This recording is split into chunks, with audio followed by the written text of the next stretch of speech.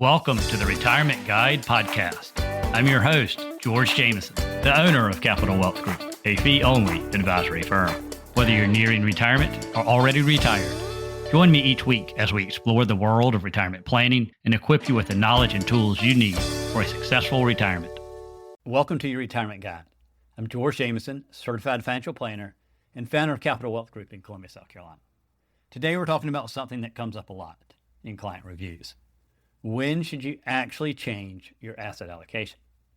Every client I meet is unique, and rarely does anyone fit neatly into a cookie-cutter allocation. Think of it like a road trip. You start with your GPS and an estimated arrival time. You make a bunch of planned and unplanned stops along the way. You may run into traffic, detours, or even unexpected weather. So even if you and your next-door neighbor take the same trip, it starts and ends at the same place. Each one will be different, and sometimes you have to adjust your route to stay on track. Your portfolio works the same way. Life throws us curveballs, and a few small tweaks along the way can keep you moving towards your goals. So let's talk about situations where you might want to make some changes to your investments. Number one, making sure you have enough cash. One of the most common reasons to adjust your portfolio is cash flow, especially when you're getting close or entering into retirement. Those first couple years after leaving work, your spending can change. Maybe you're traveling more, finishing home projects, helping out family, and so on. If this is you, a practical approach is to keep 1 to 2 years of living expenses in cash or highly liquid investments, and maybe 5 more years in quality bonds or fixed income for stability. The rest stays invested for long-term growth. This way, if a curveball comes up, like a large unexpected expense or a market drop, you're not forced to sell investments at the wrong time. So let's move on to number 2, short or medium-term goals. Not all of your financial goals are decades away.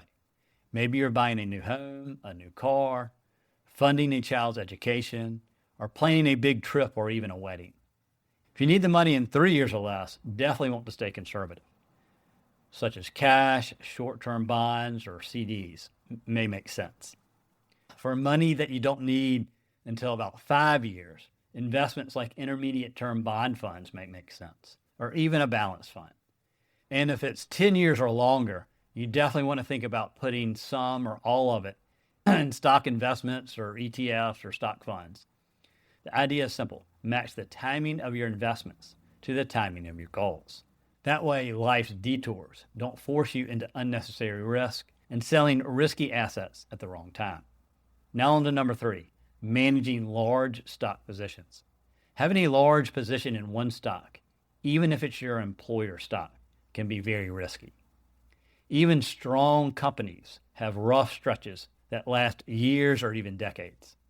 While we often hear about the winners we missed, plenty of individual stocks never fully recover. Some high-profile examples include Enron in 2001, WorldCom in 2002, Lehman Brothers in 2008, Washington Mutual in 2008, Eastman Kodak in 2012, and many others. Even companies that are still around lost huge portions of their market value. Think GE, Cisco, Intel, Citigroup, AT&T, Bell South, and so on. Anyone who invested in these companies in the late 1990s and even some in the early 2000s likely saw significant losses. There are countless other examples where individual stocks lagged the overall market for years. So a good rule of thumb, if you do own individual stocks, is try not to let any single stock, including your employers, exceed 10% of your portfolio. To manage risk, make sure other investments aren't doubling down on the same stocks. Diversifying across different sectors may make sense, and adjust your overall stock allocation if needed. Small course corrections now can prevent major setbacks later. Now let's move on to number 4, different ages and different strategies.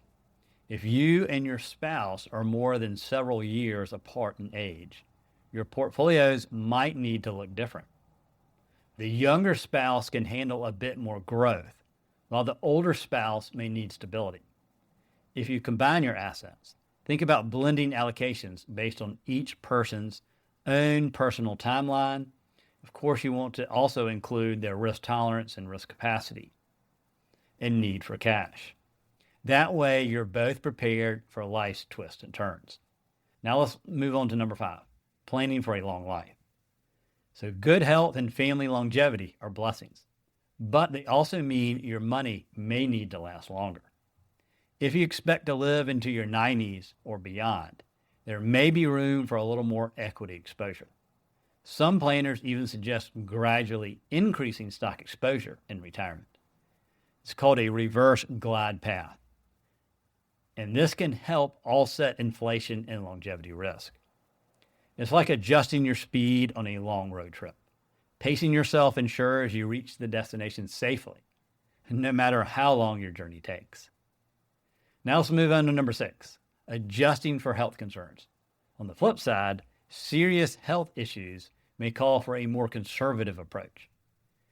You may want enough liquidity to cover medical costs and to enjoy your time comfortably. If leaving a financial legacy is important, that's great, but don't hesitate to use your assets to enhance your quality of life. Your portfolio should support your journey, not hold you back. Now let's move on to number 7. When you're worried about running out, if your savings aren't where you'd hoped, the instinct might be to take bigger risks. But a smaller portfolio can absorb big losses. Focus on controlling spending and protecting what you have. I know it's not for everyone, but for some conservative retirees, an immediate or deferred annuity can create a guaranteed income stream, reducing pressure on your portfolio. Adjustments in your portfolio, like taking a safer route when the road ahead looks uncertain, may make sense. Now let's move on to number 8. Steady income changes the game. Having a pension and Social Security provides a reliable income stream, which can cover all your daily living expenses. This allows your other investments to focus on growth and inflation protection. Because you have that foundation of income, you can adjust other parts of your portfolio to better suit your goals, even if life throws unexpected changes. However, it doesn't mean you have to change your allocation in this situation, but it's just an idea. Now some closing thoughts. So when should you change your asset allocation? The short answer is when your life changes. Your allocation isn't something you set and forget. It's also something that you shouldn't use to try to time the stock market. It should evolve with your lifestyle, health, goals, and income needs. Model portfolios and age-based mixes are great starting points, but your situation is unique and will usually require small adjustments now and later in retirement. A few thoughtful tweaks can make your plan more efficient, reduce unnecessary risk, and help you stay on track toward your goals. Thanks for joining me on your Retirement Guide show. I'm George Jameson, certified financial planner and founder of Capital Wealth Group in Columbus, South Carolina. If you found this helpful, share it with someone who's thinking about retirement or adjusting their portfolio. If you're looking for a one-time retirement plan or ongoing wealth management, schedule a free consultation from my website at www.capitalwealthgroupsc.com. And remember, the best portfolios aren't built for average investors. They're built for you. Have a great day and stay tuned for next week's show. Thank you for tuning in to this episode of the Retirement Guide. If you enjoyed this episode, please subscribe and leave a 5-star review to help others discover the show. For questions, ideas, or discuss your retirement plan, reach out to me, George Jameson, at Capital Wealth Group. If you'd like a free retirement review, visit our website at capitalwealthplan.com to learn more. Thank you for listening. Stay tuned for more insightful retirement planning in future episodes.